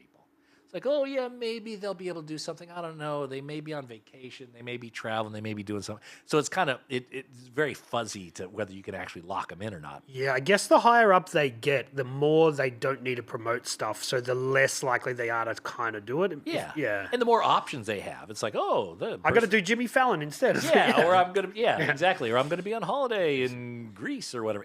So, but I started reaching out to a bunch of people, and around episode 480, 485, I didn't have anyone lined up. I was really sweating it. And then all of a sudden, they all started saying yes. Wow. And which was great, but it presented another problem because I told each of them, it's like, I need someone for number 500, and they all kind of came through. So I was like, well, shit, I tell you what, let's do this. I'm going to have more than one episode 500. I'm going to have 500 for each Monday in June. It's going to be a big name. And every one of them is going to be 500. No one's on top of one another. The only sequence is the order in which they were recorded. Yep. And first up was Billy Corgan. First up was Billy Corgan. Yeah. That must have been cool. That was very cool. I listened to it, but that must have been cool to do. Oh, yeah. Because as much as he says he's not a record collector, I guess he's saying that at the start. He's like, I'm not a record collector, but he is. Fully, yeah. But he sort of puts this like little asterisk on there. I'm not a record because I don't care about the quality as much. But then as you dive in, he really is. Yeah, I don't know a better way to describe what he does. I mean, But I think because there's levels to it and the perfect of doubles and, you want the excellent condition and that sort of thing. Yeah. So he doesn't consider himself at that level. But in the last week, I've seen at least two pictures of Billy Corgan. He's on tour now. 2 pictures of him in a record store. Different record stores, different stops of the tour. It's like, you're kind of a record collector. It's kind of hard to deny. Yeah. But no, he was super friendly. He loved talking about this stuff because I was asking him a lot of questions, deep questions that, again, he doesn't get in all the sorts of interviews. I want to know why, that one Machina 2, he only made 25 copies of. Yep. And he shared some great information. And what's always interesting is you go on Reddit or a place like that, and you start seeing people like, oh my God, you got to listen to this interview, So that's always good validation. Yeah. Normally people on Reddit are pretty mean when they're calling you out and saying it's a great job. It's like, okay, I feel good about that. Yeah. Like I said, the internet's, there's a lot of negativity out there. So to put some positivity there is good. Yeah. There's a song getting around at the moment which samples a Smashing Pumpkins song. And 1979. Yeah. And I just hear that guitar at the start and I'm like, but then, because obviously I'm not up to date with the music, and then I realize it's another song. I wonder whether stuff like that, would he be still in control of who's using those? Absolutely. He would, yeah. So he'd have to be like, yep. I think it's called Psilocybin in the song. But yeah, so he would have to be like, yep. They can use the sample, yes. Yeah. Yeah. Whoever, there's 2 types of copyright. I think there's the mechanical copyright, which is the actual recording, and then I forget what the other copyright is. But like if you do a cover of a song, you can do a cover of a song without the blessing of the artist. Yes, as long as you credit them. You credit them, and then I think they get a certain percentage. There's a kind of a set fee for that per copy sold. Then if you use an actual sample, that's from the actual performance. There you actually need the approval of the artist. But could it be the label? It depends on who owns the publishing. Who owns the yeah. But I'd imagine he would stay pretty in control of that sort of stuff. Yeah, I would say absolutely. Yeah. He's kind of he looks after that sort of thing. He looks at that level. So, and I think he probably controls everything that he's recorded. So I would imagine there wouldn't be a major song that samples Smashing Pumpkins without him expressly being aware and approving it. Yeah, interesting. I'm at that age now in my 40s where I hear these songs on the radio and I'm like, oh, there's that. No, it's not. Which I know in the 90s and stuff would have been my parents' generation going through a similar sort of thing where they're like, that's just sampling this song. But it all just goes around in full circle. My kids, they'll hear a song and there'll be a sample of it. Like Eminem, I think, had a song that sampled Billy Squier. It did. It had a few samples in it, that one. Yeah. And I think Rick Rubin was producing that. Okay. Yeah, sounds about I right. think, it's called Berserk or something like that. Yeah. And then I had, my kids, I played them the original. They're like, oh, they were Yeah. blown away by the Which is a original. sick song. The original was great. Yeah. Which has also got, that's been sampled a lot though, that song in hip hop. Yeah. Dizzy Rascal sampled it as well. A lot. It's been sampled a lot because it's got that big beat, Yeah. obviously. Yeah. Real crisp guitars. It's also the instrumentation is very separated, so it's very easy to isolate. So, which is, well, now isn't such a problem, No, that's true. which is a different thing. But with the samples now, I'm starting to hear stuff and I'm just like, oh, there's that song. And it's just, it's cool though that they all get new life and all that sort of stuff. And that's when those people go back and you've just schooled your kids on where that sample came from. They go back and they look into it. Eminem's been doing that for a long time though. Like he did do the early Aerosmith sample as well. Okay. Which I'm trying to think of what song that was, but anyway, I think he pays homage to the songs pretty well. Yeah. Than a lot of other people would just pull the guts out of it. Well, yeah, you can't really do that these days without. I remember, something like Paul's Boutique. You can't do that anymore. No, you can't. Yeah. But that was very ahead of its time almost. Yeah. Like stripped back a lot of the production was, a lot of it didn't really have a whole lot of percussion, playing samples backwards, a whole lot of stuff. Yeah. Really cool though. Love the Beastie Boys. So Billy Corgan was the first 500. First 500. Second 500. Hang on. This after June, are you going to go to 501 or are you going to go to 506? 505 or whatever it is. Yeah, 56. I was wondering because you want to get those, keep those. Yeah. I'll keep this secret, but there just won't be a separate 501, 502, 503. Yeah, it's just all. They're all 500s, and then it'll start like 505 or something like that. So who was 500 Mark II? Well, after Billy Corgan, I recorded an interview with Billy Gibbons as ZZ Top. Wow. Yeah. They were just out here. My dad just saw them not long ago. I just missed them, too. I was in the States. Yeah. And that was a bit of a bummer.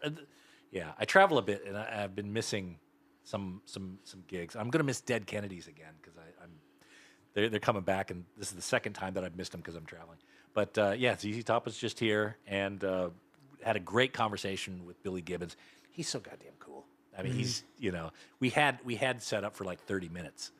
And towards the 30-minute mark, I said, Billy, you okay to go long? He's like, man, I'm having such a good time. Let's do another 30. Yeah. I'm like, yeah. That's it. You've got it. When they give you the time restraints, I find you just got to get them towards the end to talk about something they're really stoked on, and that'll buy you a little bit more time. Yeah, I want to make sure that I'm not encroaching. Yeah, exactly. Perfect word, because the PR people care more about it than the artist. The artist will go along. The artist will talk about to whoever for however length of time. Yep. But the PR person probably has someone lined up. So I make sure I tell PR, and this is another reason why I'm in good with a lot of PR people, because I don't screw around. Like if they say 60 minutes, I'm going to have them out at 59 or 58 or whatever. I'll make sure respectful. I be respectful. Because if you burn that PR person, they might next time they go, nah. Yeah. Oh, PR people handle, a dozen or more acts. Yeah. And it's not always consistent. They're always kind of getting more people. So if you make friends with the PR people and you're respectful and you meet their boundaries, treat them well, then that door stays open for you. Yeah. And that's just true for good life and business practice. Be respectful and don't be a dick. Yeah, exactly. Yeah. So when it comes to record collecting, obviously for a long time it was for the audiophiles. It was for the people that were true to that. But then in the sort of early to mid 2000s, we start to see a resurgence. Yep. Digital media is taking over, but then people are going back to that vinyl sort of resurgence, and that does that change the whole collection game? Because it sort of does, doesn't it? Yeah. There's now artists that are overproducing, I guess, a lot of vinyl. Like we've actually seen it with King Gizzard. Yep. But they put out a lot of music. They put out a lot of music, but also their record, they'd have like 5 or 6 different variants just in Australia. For the novelty factor, splatters and this and that. Yeah, and you'd get people that were like, oh, I got to get one of each. And they that's why they do it then, I guess. Yeah, and then they have, 5 in Australia. Then they have 3 in the UK and 4 in the US. And pretty soon you're like, well, fuck, If do I? If you're a completist, you spend a lot of money there just on that one album. Didn't they put out 7 albums in 1 year once? Yeah, they did. Yeah, and look, creatively, they're absolutely brilliant. Now, I've been lucky enough to have 3 of them on the show now, and recently they shared that they're stopping that. They're now starting to put like 1 or 2 variants out worldwide. Yep. Strip it back, like you're doing with your show. Make it as pure as Well, they want to try to because they noticed that a lot of their fans were kind of almost going broke buying all their stuff. Yep. And so they don't want that. Mm-hmm. And they're also starting to do more eco-friendly vinyl. There's some vinyl pressing plants that are a little bit more carbon friendly, let's say. Yep. Some that use scraps of old of different materials. Yeah, and there's I guess I'm kind of in the middle on that because sometimes they have a thing in the record pressing plants called regrind, and that's where they get old records, they pop out the center, and then they take the record itself and feed it back into the machine, crush it up, and then use that to create a new record. Which is more eco-friendly. It's not going to landfill. It's not going to landfill. I mean, I don't know how much energy they use in kind of making that transition, but let's just say it probably does have its eco-friendly benefits, but it's not the best audio-wise. No. The reason they'll a lot of records from Japan are considered desirable because they use what's called virgin vinyl that's never been used in any product before. Yep. It's not regrind. It's not from anything else, and you don't get static. Or it's more static free. It's a cleaner listening experience. Yeah. If you use regrind, you use kind of older materials for that, you'll start to get other things in there, and it won't be as clear an audio signal as if it was virgin vinyl. But there are new materials that are being experimented with. King Gizzard and those guys are using this this pressing plant. I forgot what they're called, but I'm going to do an episode on eco-friendly vinyl soon. Oh, cool. Because it's people are starting to really kind of think about that. They are, and the thing is, there's 2 different kind of record collectors. I think there's the audiophile people that really care about the quality, but there's also the people that never play them. That some of these people that are buying records now don't even have a record player that's hooked up to anything. Yeah. They are buying it to support, to have that physical thing, to have a cool display. Yep. And you see it all the time with the resale groups. People are selling a whole record collection and it's all unopened. Mm-hmm. You're like, they are just buying these 12-inch things because they think they're cool and then they get over it. Yeah, yeah. And they want to support the artist, but you want another black T-shirt or you want another kind of, whatever, another piece of clothing. Yeah, sometimes it's easier to get a record and, hope for one day to have a record player. Yeah, and I think that's with all the color variants and the splatter discs and all those things are generally for those people that don't play them more than the people that are going to collect all that stuff are more in it for the, like you said, completists or the collectors. Yeah. Yeah. The playing of, if you were going to just be interested in the sound quality, CDs is probably the way to do it, isn't it? Yeah, streaming is actually. Do you think? Yeah, look, if some, not Spotify, but like Apple Music, they'll do lossless files. Right. Tidal, I've heard, is good for it as well, high quality. Tidal is, yeah. I guess for people who are watching at home may not know this. When you go from an audio, when you take an audio file and you turn it into an MP3, you lose a lot of the detail because you're making the file, a tenth the size it was, so it throws out. You want to go FLAC, don't you? Yeah, FLAC file or WAV file is lossless, so it keeps all the detail in there. That's and I think Apple has its own file type. Anyway, they do what's known as a lossless stream where they can, and so it actually sounds quite good. Good, yeah. But it depends on your system too. Yeah, everything. Like if you're on these small dinky headphones, it wouldn't matter whether you're on vinyl or streaming or anything. And it's to do with how it's mastered also.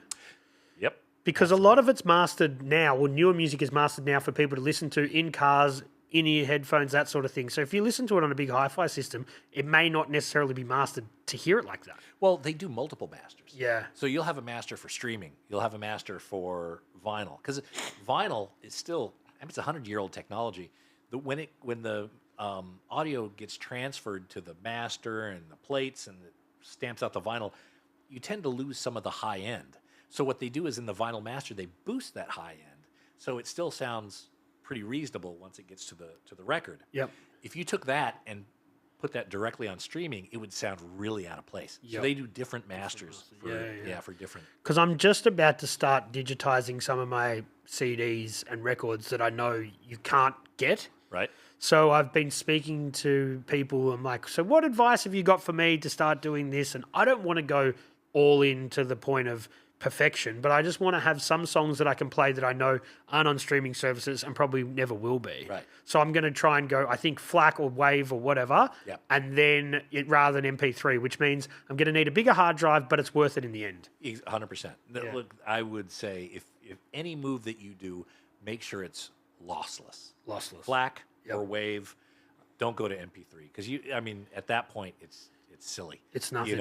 Yeah. I've obviously we sort of touched on it a little bit before, but there is now software, and I've got a DJ background where you can stems with Serato, which will pull apart the vocals and you know, so all that sort of stuff. And one thing that I've heard from a DJ who's very, very well known in the country, he said if you have WAV files, then that technology will work so much better. Right. So I'm looking at it like that. If I take this and if I make sure I digitize this stuff in that way, I'll always have a good copy of that. And some of it just you're never going to be able to get online anyway. Yeah. So it's a whole a whole process. It's going to take forever. There's a lot of people out there that digitize their record collection. Yeah. I don't. No. But people they'll digitize their record collection, and then when they're in the car, they put it on like a Plex server, and in their car they can say, okay, let's listen to my copy of Alan Parsons or whatever. Yeah. Well, so that you're technology guy. I've got a NAS over there, which I've just bought. Oh, okay. So with something like that, I could have a way to access my music. Yeah. Remotely. 100%. Yeah. 100%. So I got that so I could upload the episodes, and then if I'm at home at my studio, I could then edit them from home. But I guess it would work from a musical perspective as well. Yeah, 100%. You could. How big is the NAS? I think it's 4 hard drives of 4 terabytes. 16 terabytes? Yeah. Okay. Yeah. Oh, beautiful. Yeah, you could put all sorts of stuff on there. Put your whole record collection digitized on there, and then you have an app on your phone that would just access that wherever you're at in the world. I've got Sonos at home. Would that work with it? I don't know. Probably. I've never done this. Yeah. I just know in theory, and a lot of people do that with. I know the Plex server. Yes. is the format that a lot of people use. But that works on TV as well, doesn't it, Plex? Yeah, 100%. I was looking for a copy of Goodfellas. I wanted to watch Goodfellas. The family was out of the house and everything, and I was just like, what? I'm in the mood for Goodfellas. I sit down and I start scrolling on Netflix. It's not there. It's not on any of the streaming things I have. And I talked to my friend in California. He says, yeah, I've got it on my Plex server. Here, I'll give you the credentials. Within a few minutes, I'm watching Goodfellas. Yeah. Yeah. So, yeah. It sucks when they're not on any streaming services, isn't it? Like, there's sometimes you just want to watch a movie, and I pay for a lot of these different services. Yeah. And you can't find it. You're like, is this where we're at? We've got all this technology, and we're going back to discs. But I guess that's why CDs are coming back in popularity as well. They are. Yeah. Yeah, absolutely. Did you think you'd see a day when that would happen? You know what? It stands to reason because the people who had those CDs, again, just like we talked about, people like to revisit their youth. And so this is something that is kind of coming back around. People had CDs when they were young and they want the CD experience again. Yeah. It's funny. Like, my son's 6 and he found some Nintendo games, the cartridges. Okay, yeah. And he loves Nintendo. And he picked up the cartridge and he said, Dad, is that where you keep the games in? And I'm like he thought that the cartridge opened up and there was little games in there. I'm like, no, that is the game. And he's like, yeah. So all these younger people, this, like, the disc, they're like, what is this disc? Yeah. They don't know. Some kids think that records are calendars. Oh, really? Because Okay. it's the same size. Yeah. Okay, I can see that. There's You see them at the mall. Yes. The little calendar kiosk. Right. Yeah. And then so people see, and they're like, you got a lot of calendars. You're like, nah, they're records. Records are so strange, aren't they? When you think of the concept, it's like the way that they're these little, just orbs that, black orbs that sit in these sleeves, and you pull it out and you physically have to put this needle on it to amplify, and you just get this glorious experience out of it. Yeah. It's it's like a hallucination. Yeah, and it's something I just don't think you get from streaming. You know what I mean? Yeah. Like the physical holding of the booklet, of looking through the artwork, Yeah. even just feeling the stock. Like Yeah. even you said that there was a flimsy discs. I don't know what they were called, but then you've got your 180 gram ones that feel like you could decapitate someone with Yeah. it. Like there's totally like just all that stuff is cool. I also think that there's something to be said for the ritual of it. Like you take a record, you put it on, you have to put the needle on. You have this exchange of respect with the record. You have to treat it well, otherwise it'll sound bad, right? Or it'll skip or whatever. And then after 20 minutes, you have to get up and flip it. So you almost reset yourself. And this is something that I've always thought about, like with CDs. When I was into CDs, there was a lot of CDs where I only knew the first 4 or 5 songs. And that was because after a while, my brain just stops paying attention to it. Yeah. It becomes kind of in the background. You're trained to listen to a record on one side. I And then, think so. Yeah. I think there's something, and maybe it's my age, but I think the attention span for that is about 20 minutes, and then it needs to get reset. And I think the record format either made that within me, or maybe that's just kind of a natural kind of rhythm for No, I think we're conditioned to that because you see it now with kids, like even with popular songs, they're getting shorter and shorter and shorter. Yeah. To the point that now songs might be on the radio that go for a minute 50 when they used to be 3.5 minutes. I think Right. people's attention span just gets shorter and shorter. Hence why social media becomes popular. People just like next. That's true. People listen to a new song. They're not going to give it that whole length of time. They're like, what else have you got for me? Yeah. Different to the physical era. There was something that I was going to ask you before, and I'm like, no, I'm going to wait until the right time. See, I knew you should write stuff down. And You this need is a whiteboard on your knee. You've caught me out there. No, I was going to ask something that I'm like, I don't want to bring this up now because it's not right in the timeline. Okay. But now I can't remember what it is. You've caught me out for not having notes. That's all right. That's all right. New Water, we're back. Yes. So you've mentioned that your kids watch the show. I'm curious. Yeah. I'm curious to how they found out about it, or how it hit your radar, or I don't know. I think, I know how you hit my radar. I listened to a couple of your episodes because I had some people on the show. When I book someone, I always try to see what else they've done. Mm-hmm. I try to have a listen to, where they've gone with other interviewers. And I'm annoyed by a lot of interviewers. some are hard to listen to. Some are very hard to listen to. They could be the most interesting person, but the interviewer is kind of all over the map or talking over the person. Really annoys me. But I liked your style. And that's, and I think twice. Chris Penny was one. Oh, he's great.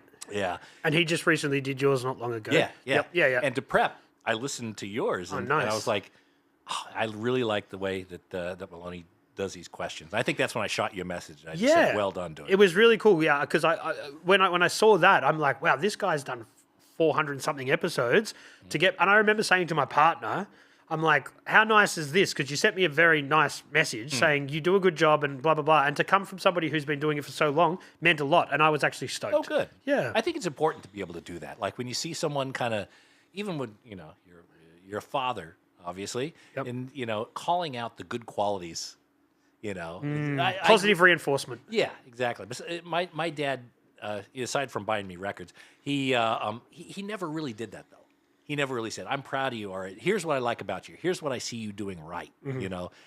I don't think he had the tools to really be able to do that anyway. And guys were different then. They didn't talk about their feelings. They still don't a lot. 100%, yeah. And he is from a different generation where it's just like, we survived the Great Depression. You should be happy, right? Yeah. So I try to make a point to do that with my kids. Yep. I like it when you do this. I think that's interesting. I think, and even when it comes to when I hear a show that I like, if I could, or an artist, if I could reach them, I'll just say, I really like this. Yep. And sometimes there's this guy I know, Steve Poltz. He's a musician, and he calls those the attaboy moments. When you go to someone and say, "Oh, attaboy," Yep. you know. And so when I really listen to the podcast and listen to a few more, I'm like, I really like this, and that's when I wanted to make sure I go out of my way to say something, let you know that people out there are listening. And there you go. And now you're here, and now we're doing an episode, 100%. and that's the beauty of the internet and social media, isn't it? That like you can have that instant engagement with people that you like what they're doing, and then that can lead to working together or doing something like this. Yeah.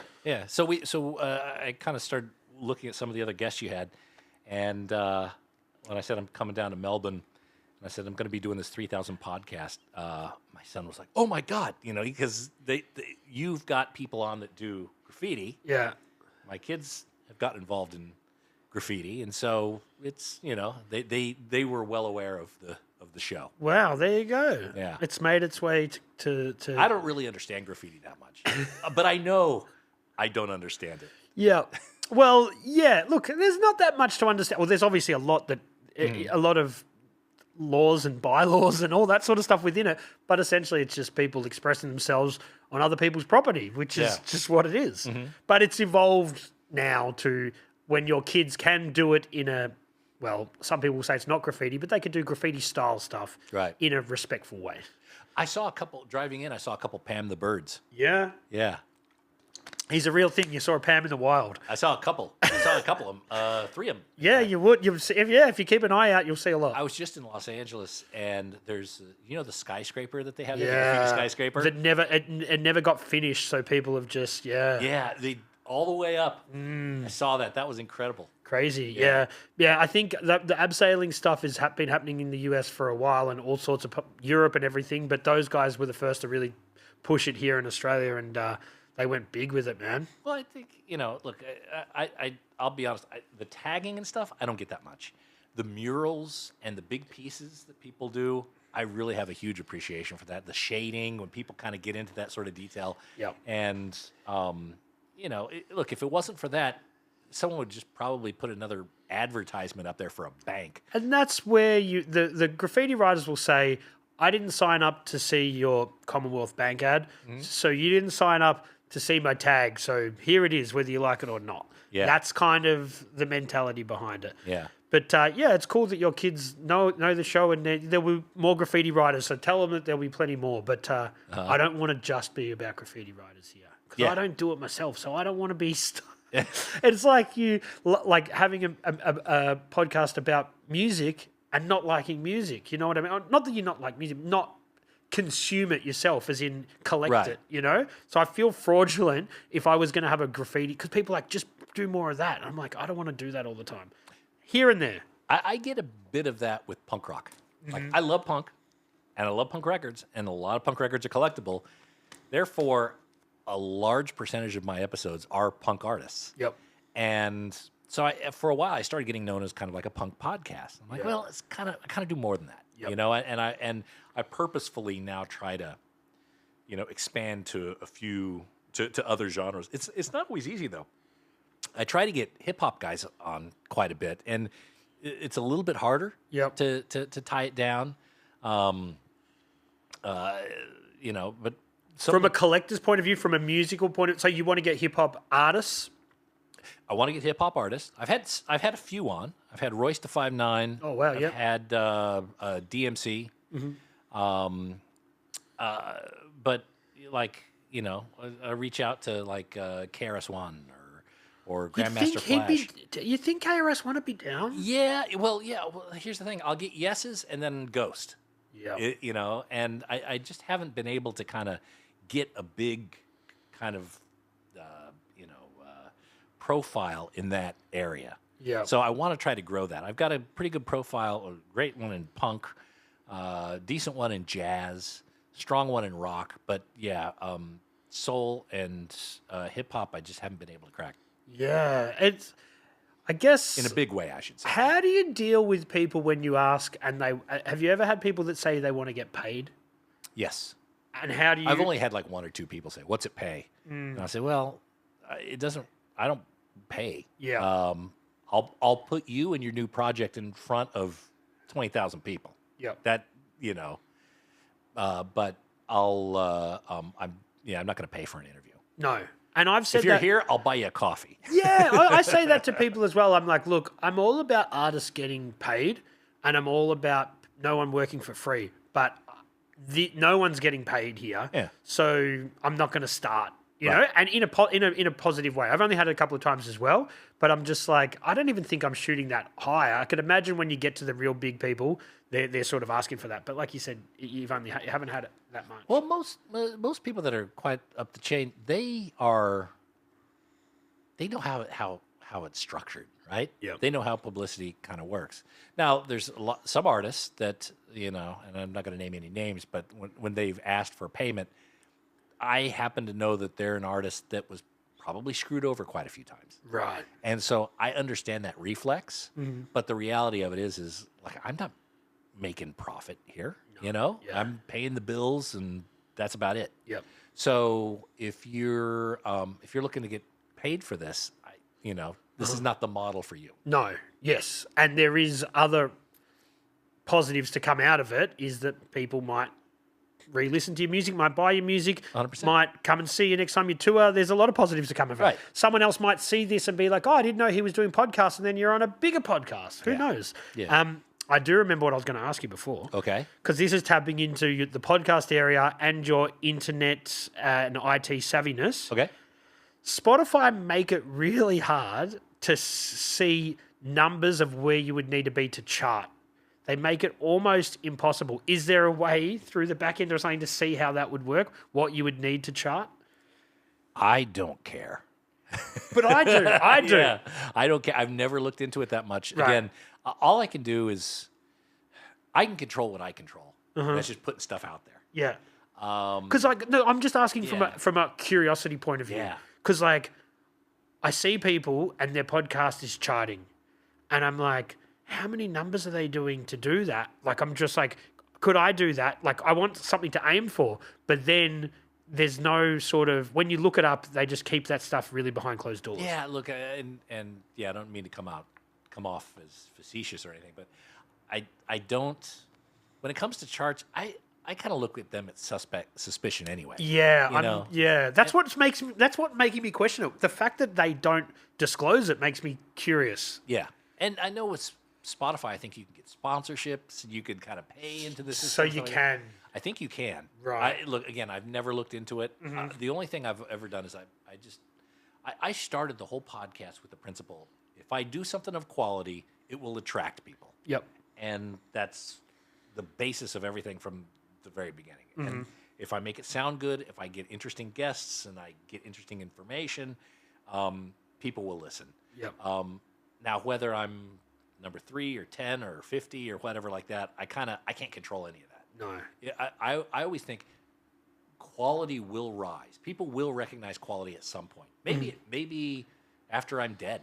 Who knows? But it could be, but I'm just here to do the work. Yep. And wherever it ends up, popular or not. I know. Yeah, I totally get where you're coming from. I'm just curious from Yeah. my own perspective to be like, because I don't put stuff on Spotify, and I'm like, if I did, would that help? But I'm trying to focus on one avenue rather than the other, and it's just Your videos are on Spotify. one video's on Spotify at the moment. I thought a bunch of them were. They were for a while, and then I've taken them all down, but I have to keep one so I can keep the 3,000 podcasts spot. Okay. So I've got one on there at the moment, but I'm going to relaunch it. But I've got to retrospectively upload 200 videos and go through all that process, which is timely. But also, anyway. Reach out to Matt Bacon. Matt Bacon. Matt Bacon, Bacon Bits. He deals a lot with artists like musicians and how they manage their Spotify. Uh-huh. I'll bet you he'll be able to give you some really good tips. He's given me some really good information. Is he gonna listen to me though? Is he gonna be like, who's this guy? No, you just reach out to him and say, well, this is what he does for a living. Okay. What he'll probably do is say like, okay, well, how about if I'll charge you a consultant fee. For sure. And look, that's the thing. I don't mind paying for things that help. I don't want to go through sponsorship routes as far as like boost your thing up here by sponsoring it. I'm not interested in that. Right. I want organic growth. But if someone can help me get to where I want to get to, I'm more than happy to pay them. Yeah.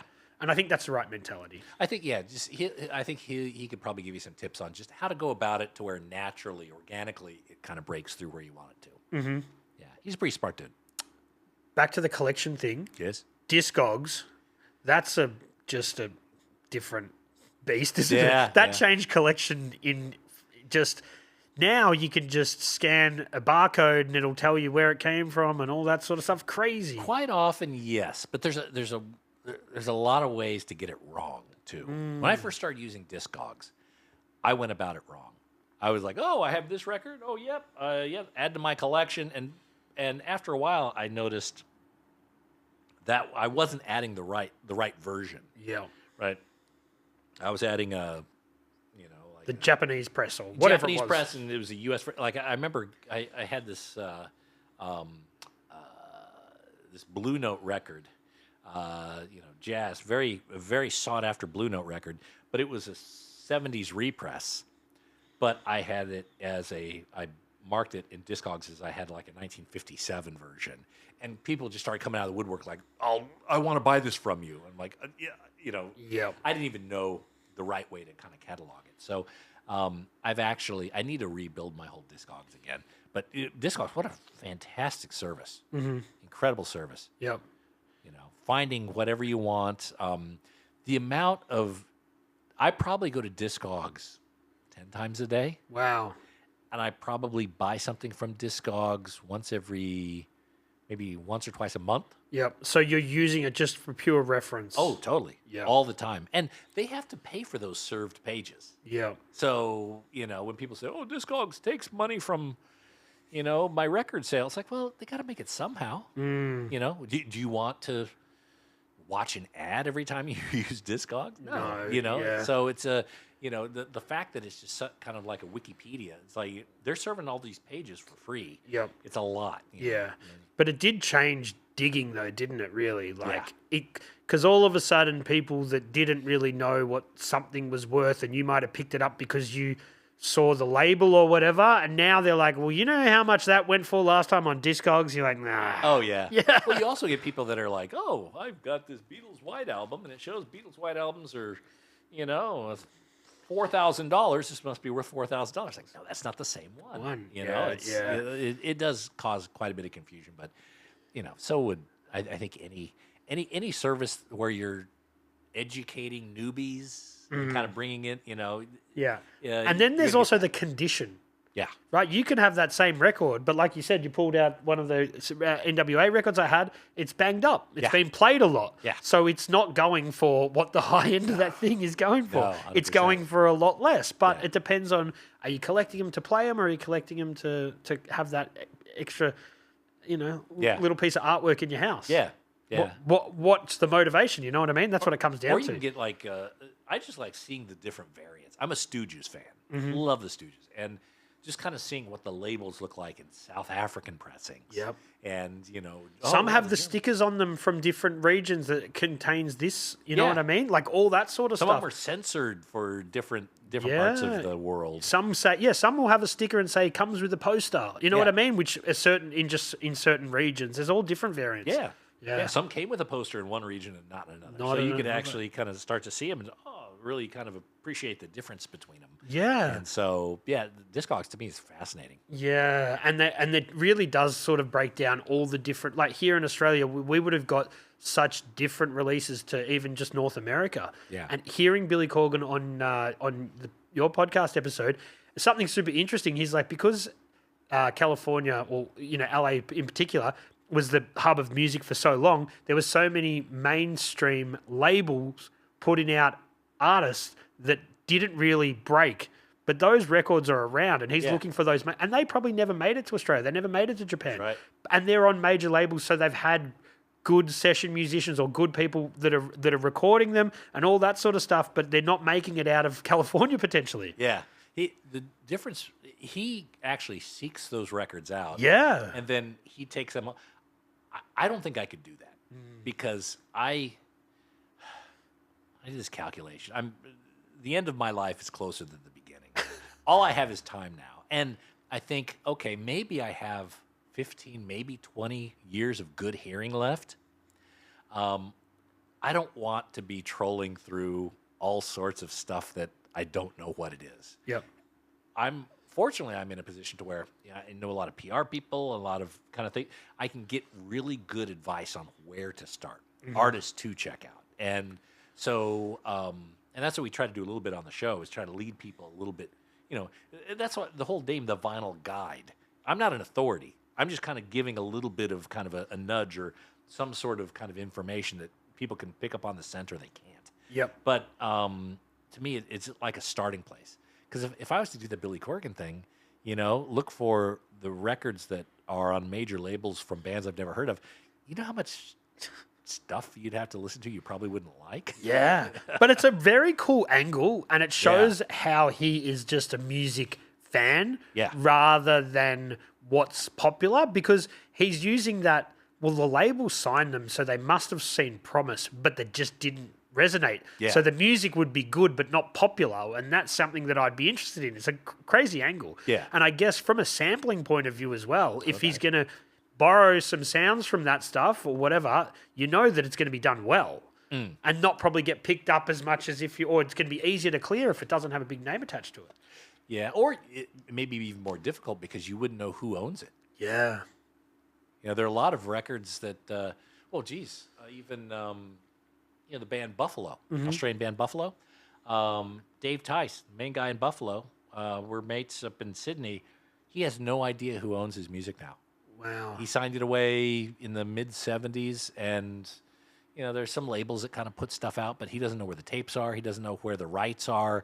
It's just this big kind of mess. Yeah. And I would imagine that there's a lot more bands, especially in that kind of Billy Corgan kind of experimental area, that are probably in a similar situation. Yeah. If you're a Doors or you're a popular band, you know exactly where your music's at. And some of these guys, it was a band that they had in the '70s that lasted a couple years, and then they moved on with their life.